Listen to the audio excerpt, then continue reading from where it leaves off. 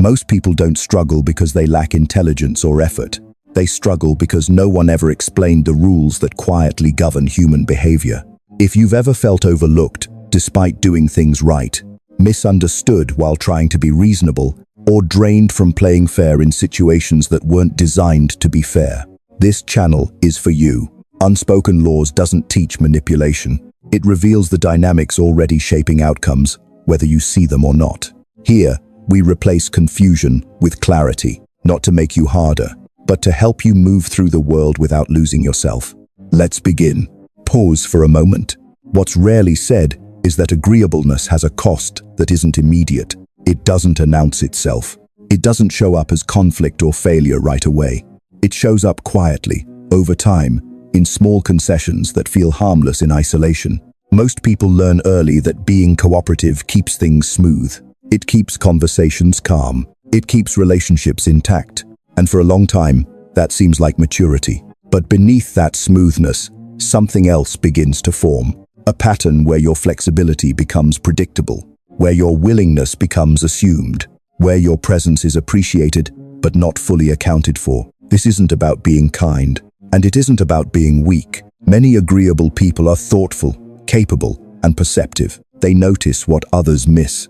They sense tension early and try to reduce it before it grows. The problem is that systems, workplaces, families, social groups don't respond to intention. They respond to consistency. When someone is consistently agreeable, the environment adjusts around that fact. Expectations shift without discussion. Responsibilities drift without request. Boundaries soften without being crossed overtly. Nothing dramatic happens. That's why it's so hard to name. You don't feel wronged. You feel tired. You start noticing that decisions are made without you, even though you're reliable. That your objections are heard politely, then moved past. That when something needs to be absorbed, smoothed over, or quietly fixed, it tends to land with you. And because you're reasonable, you explain it away. You tell yourself it's not worth pushing back. You tell yourself harmony matters more than friction. Most people don't realize that agreeableness, when it becomes a default, teaches others how much resistance they should expect from you, not consciously, quietly. This isn't about blame. No one wakes up intending to take advantage of someone who is fair, but social dynamics follow gravity, not ethics. Pressure moves where it can. Over time, the agreeable person starts to feel a subtle loss of weight in the room. Not invisible, just less anchored. This is the core tension we'll be exploring. Not how to become confrontational, not how to withdraw, but how clarity, restraint, and containment change the way your presence is registered without asking you to abandon who you are. We're not fixing you. We're naming what's already happening.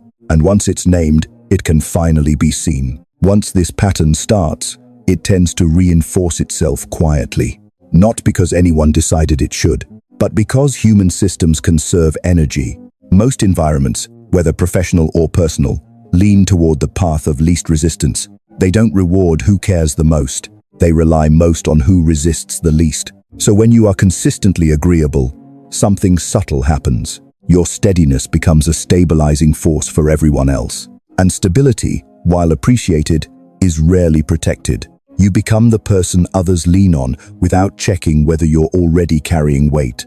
Not because they disrespect you, but because you don't signal strain.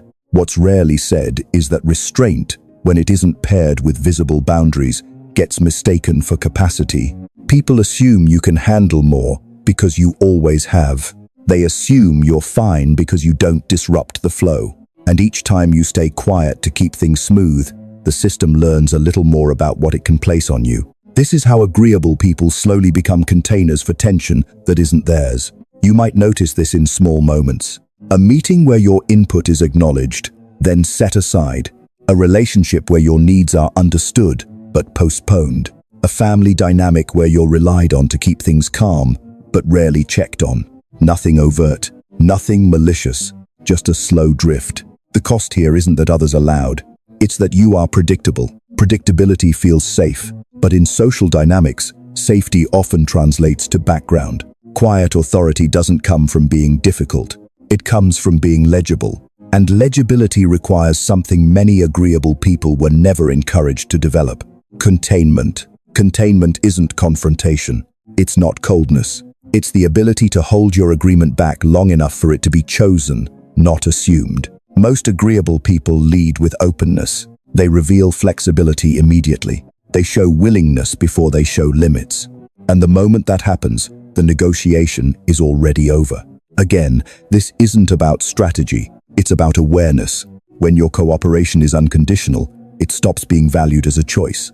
It becomes part of the environment like lighting or temperature, present, useful, and unnoticed.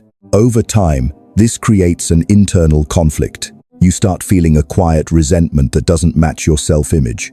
You don't want to be bitter. You don't want to be someone who keeps score. So you suppress it. You rationalize it. You tell yourself you're being mature. But that suppressed signal doesn't disappear.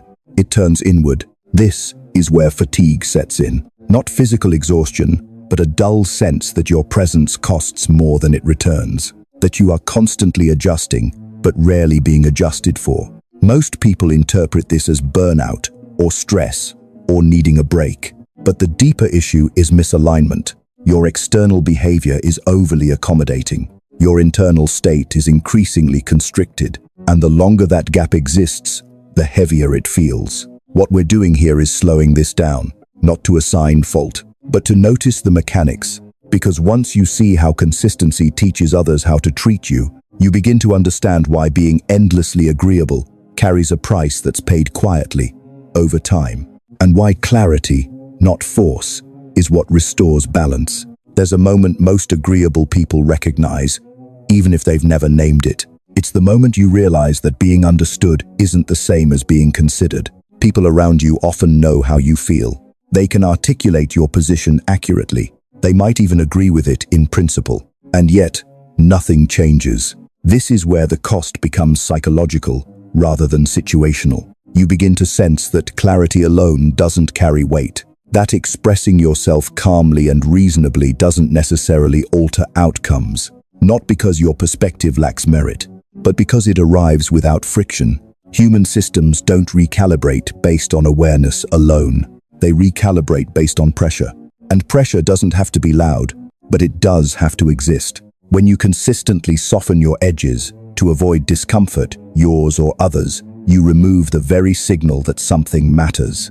Your calm delivery, meant to be respectful, unintentionally communicates that the issue is flexible, that it can be revisited later, that it isn't urgent. Over time, others learn that your discomfort is negotiable. This is especially true in hierarchies.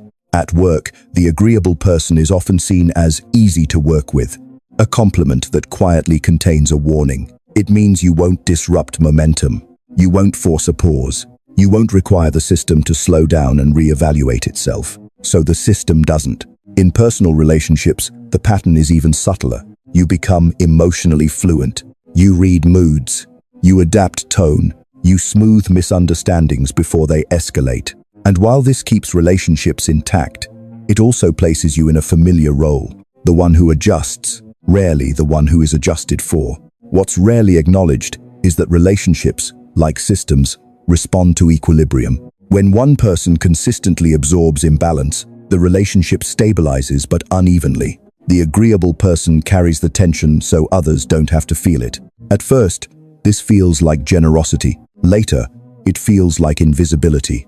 And this is where confusion sets in. You start asking quiet questions. Why do people seem comfortable taking space when I don't? Why does my patience feel endless to others, but finite to me?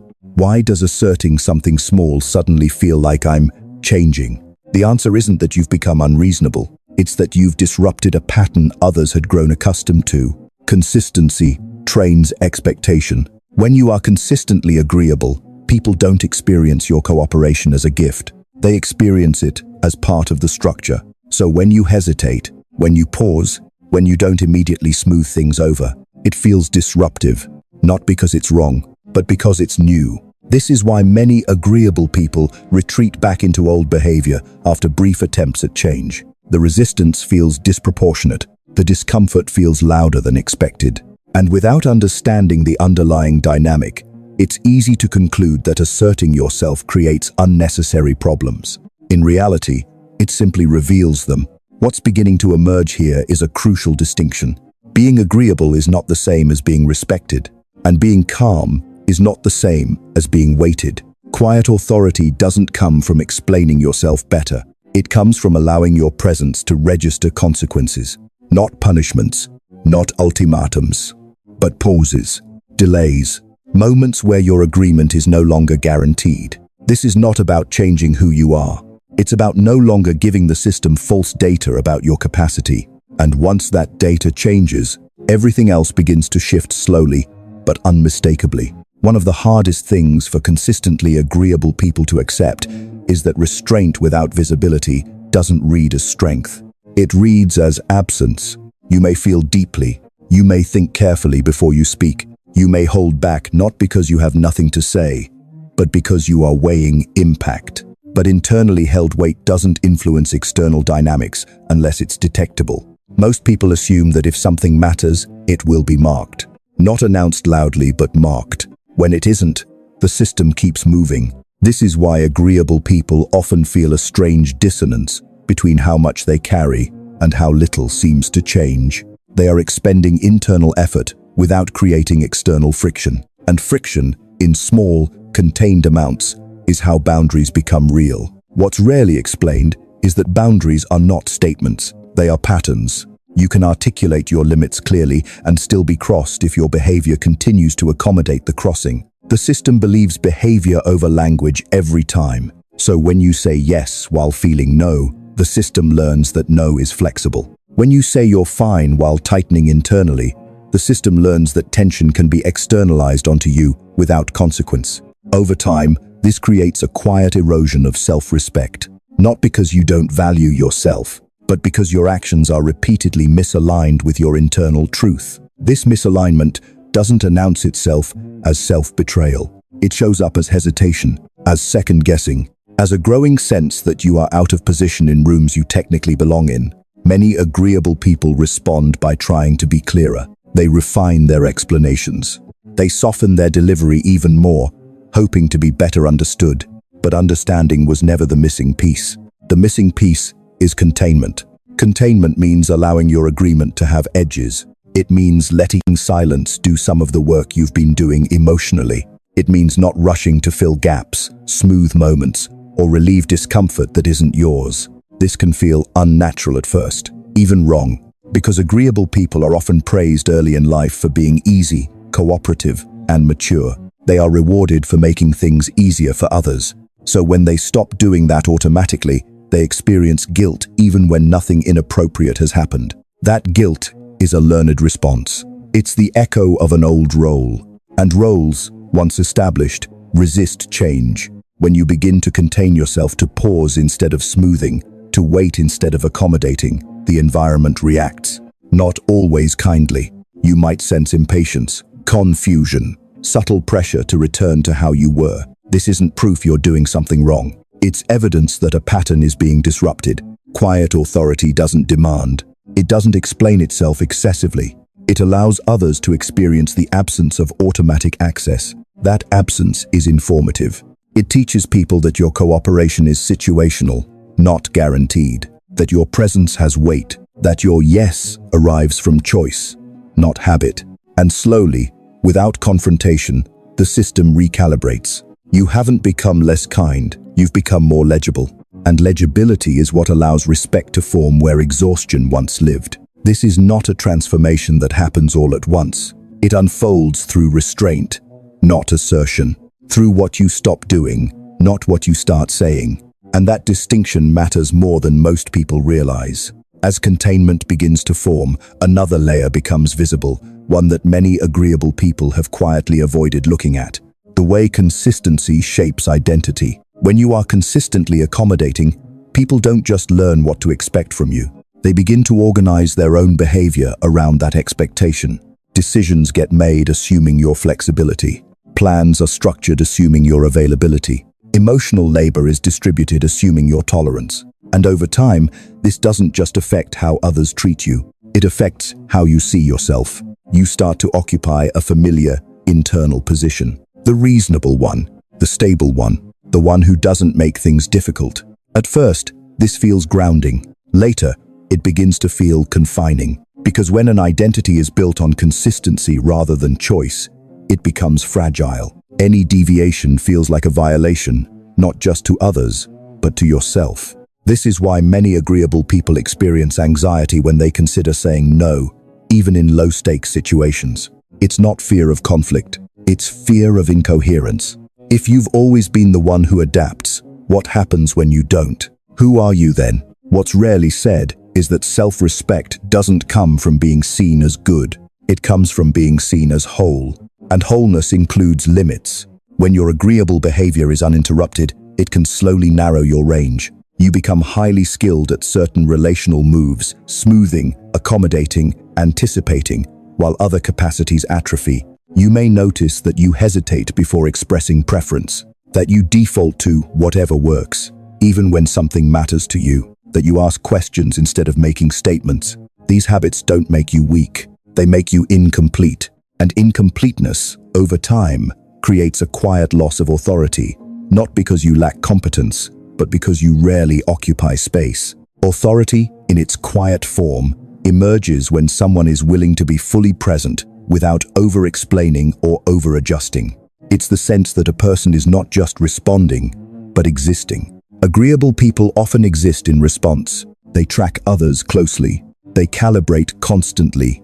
They stay slightly ahead of tension, so it never arrives. But in doing so, they become less visible as a fixed point. Systems orient around what is stable and self-contained, not what is endlessly responsive. This is why the shift away from over-agreeableness often feels like learning to stand still after a lifetime of motion. It can feel exposed, uncomfortable, even selfish. But what's actually happening is a redistribution of energy. You are no longer spending yourself to maintain equilibrium. You are allowing equilibrium to form around you. This doesn't require confrontation. It requires tolerance for discomfort, not yours, but others. When you stop preemptively easing tension, others must decide how to handle it themselves.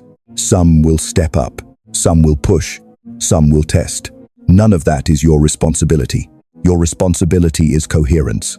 To let your behavior align with your internal state without apology. To allow your silence to be neutral rather than explanatory. To let your presence be felt without being performed. This is where self-respect begins to solidify.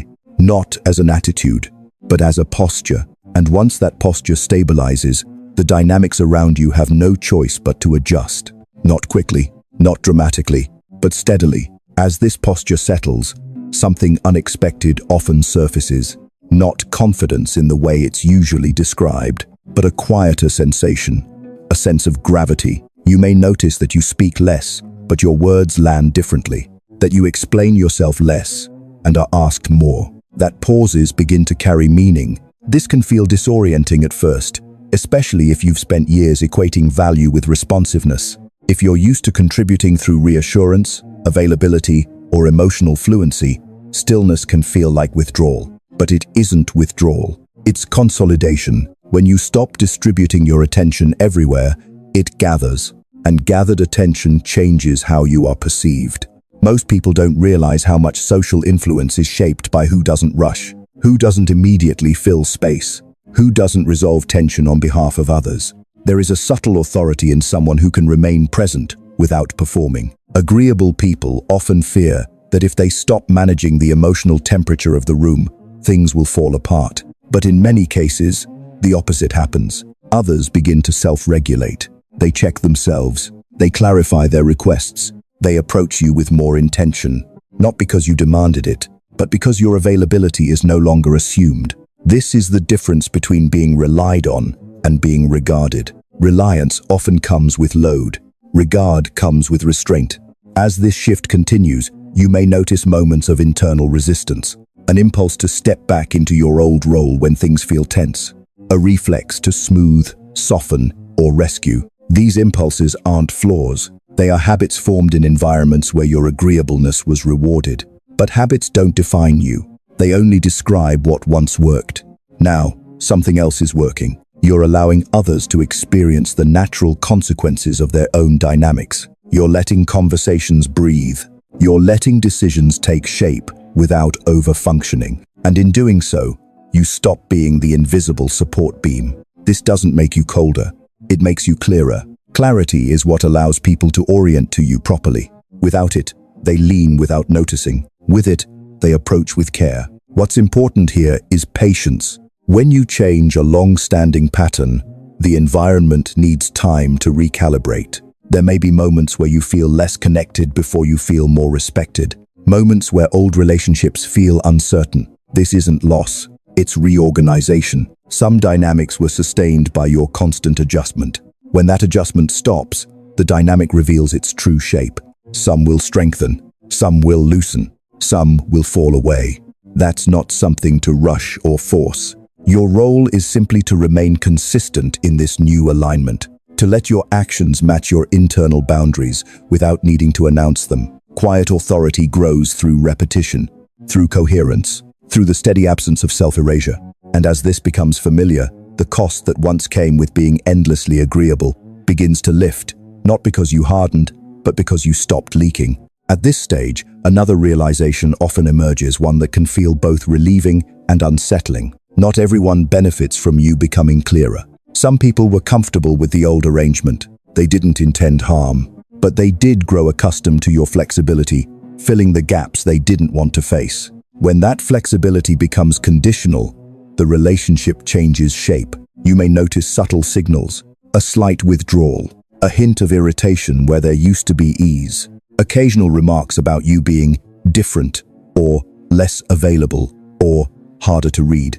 These observations aren't accusations, they're adjustments in real time. What's rarely said is that when you stop over-accommodating, you stop buffering others from themselves. Their impatience becomes visible, their assumptions surface, their reliance shows its edges. This can feel uncomfortable, especially if you're empathetic by nature. You may feel responsible for their reaction. You may wonder if you've caused unnecessary distance. But distance isn't always separation. Sometimes it's perspective. The earlier closeness was often built on access, not mutual containment. When access changes, the relationship is tested not to punish it, but to reveal its structure. Healthy dynamics adapt. They find new balance. They allow space without interpreting it as rejection. Unbalanced ones push back. They try to re-establish the old rhythm. They lean harder. They appeal to guilt, history, or convenience. Not aggressively, quietly. This is where many agreeable people feel tempted to retreat, to reassure, to explain, to restore comfort. But restoring comfort too quickly prevents clarity from settling. Clarity needs stillness. When you hold your position calmly without defensiveness, without justification, something important happens. The system updates its understanding of you. You are no longer someone who will absorb discomfort on cue. You are someone whose presence requires mutual awareness. This doesn't mean you stop caring. It means you stop compensating. Care without compensation is what allows respect to form. As this becomes more consistent, your internal landscape begins to change as well. You may notice less mental rehearsal, fewer post-conversation analyses, a quieter nervous system. This is what happens when your external behavior no longer contradicts your internal signals. You're not suppressing reactions.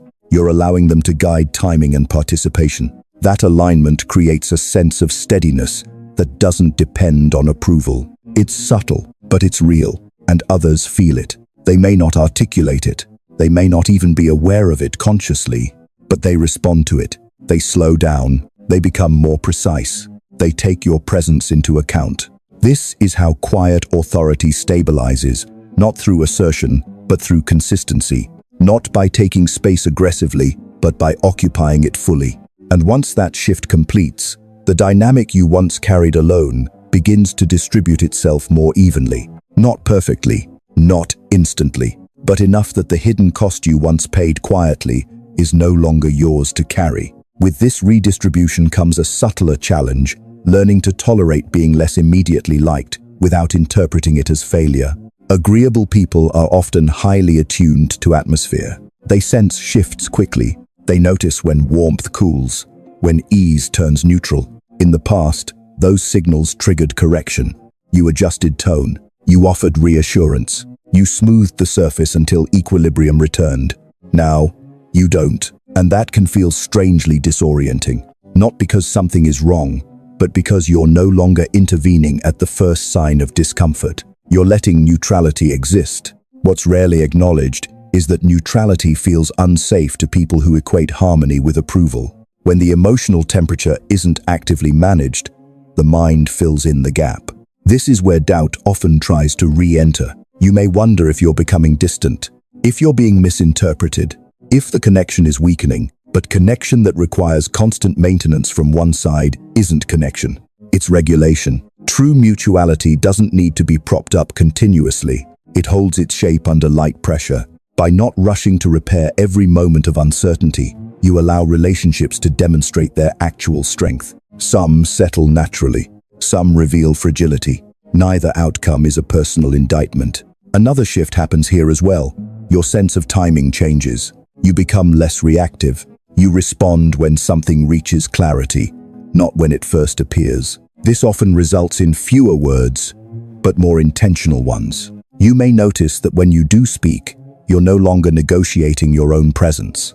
You're simply stating it, not forcefully, not defensively, just plainly. And plain statements, delivered without urgency, carry more weight than carefully padded explanations ever did. This is because urgency signals dependency. Calm signals sufficiency. When you stop signaling that you need immediate alignment, others stop assuming you'll bend to maintain it.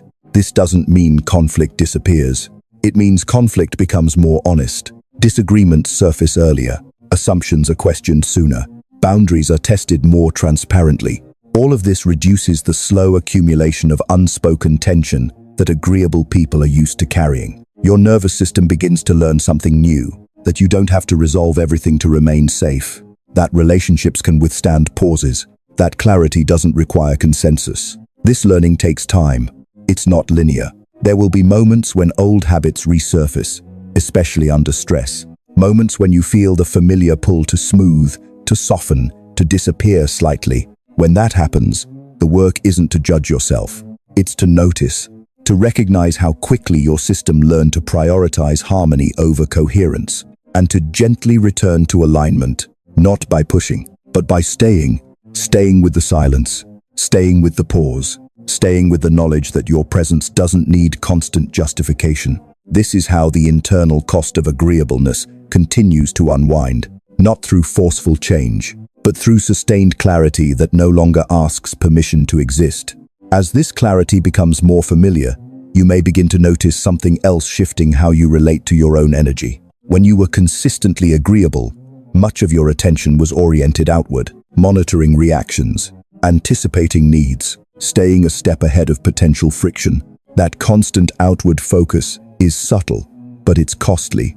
It fragments attention. It keeps the nervous system slightly activated, even in calm moments. As you stop over-adjusting, that energy returns inward. You may feel quieter inside, less compelled to prepare explanations that were never asked for, less urgency to resolve things immediately. This isn't disengagement, it's consolidation. Your sense of self becomes less dependent on immediate feedback. You don't scan the room as much. You don't replay interactions as often. This internal stillness is one of the least discussed benefits of no longer being endlessly agreeable. It creates space for discernment. You begin to notice which situations genuinely require your involvement and which ones only survived because you were propping them up. You can feel the difference between responsibility and habit. This discernment sharpens your choices. You say yes less frequently, but with more presence. You say no more calmly, without rehearsing justification. And sometimes, you say nothing at all, letting things unfold without your intervention. That last part is often the most unfamiliar. Agreeable people are used to being catalysts. When they step back, things slow down. Sometimes they stall. This can trigger discomfort, a sense that you should step in, that you're being unhelpful. But what's actually happening is recalibration. Systems that relied on your constant input are learning to distribute effort more evenly, or they're revealing that they can't. Either way, you gain information you never had before. This information allows you to invest your energy more selectively, not out of withdrawal, out of respect. You stop giving everything the same weight. And that selectivity deepens your authority not socially, but internally. You trust your sense of proportion. You no longer feel obligated to be equally available to everything and everyone. This is where self-respect becomes practical. It shows up as pacing, as timing, as an intuitive sense of when to engage and when to hold back. You are no longer driven by the fear of being seen as difficult. You are guided by coherence. And coherence feels steady, even when others don't fully understand it. Some people will interpret your change as distance. Others will experience it as maturity. A few may feel unsettled by it. None of those interpretations require correction. You're no longer managing perception. You're maintaining alignment. This is the point where the hidden cost of agreeableness becomes fully visible, not as a regret, but as a lesson. You see how much energy was spent preventing discomfort that could have led to healthier dynamics earlier. And you understand, without bitterness, why it happened. You were never taught that restraint without containment dissolves into self-erasure. Now you know. And that knowing doesn't demand dramatic change.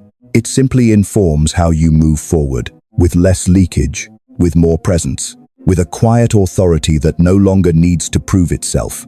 Only one part remains, not to add something new, but to settle what's already here. What matters most to understand now is this: you were never broken for being agreeable. You were responding intelligently to the environments you were in. For many people, agreeableness began as a form of safety, a way to stay connected, a way to reduce friction when power felt uneven or unpredictable. It worked until it didn't. And when it stopped working, it didn't fail loudly. It failed quietly, through fatigue, through a subtle loss of self-respect, through the sense that you were present everywhere, but anchored nowhere. Seeing this clearly isn't an accusation against your past. It's an integration of it. You don't need to become sharper. You don't need to become colder. You don't need to rehearse a new personality. What you've been doing throughout this reflection is something much simpler and much harder. You've allowed clarity to replace habit. Clarity doesn't rush. It doesn't overcorrect. It doesn't demand recognition. It simply stays aligned. When your internal state and external behavior stop contradicting each other, a kind of quiet settles in. Not the quiet of withdrawal, the quiet of containment. You become easier to be around, not because you accommodate more, but because you no longer leak tension. You're no longer negotiating your own presence in every interaction. You're no longer paying a hidden cost to keep things smooth. This is what quiet authority actually feels like from the inside. Not dominance, not assertion, but steadiness. Steadiness allows others to orient themselves honestly. It allows relationships to find their natural distance. It allows systems to adjust without you carrying the load alone. Some dynamics will deepen, some will thin, some will end. None of that is a failure. It's information, and you're now equipped to read it without panic. If there's one thing to hold on to as this closes, it's this: you don't owe constant agreement to earn your place. Your presence has weight even when you're still. Your boundaries don't need to be loud to be real. Clarity is not cruelty. Restraint is not withdrawal. Self-respect doesn't require force. It requires consistency, the kind that comes from knowing where you end and the world begins. You don't have to announce that shift. You don't have to defend it. You simply live from it. And over time, quietly, the world adjusts.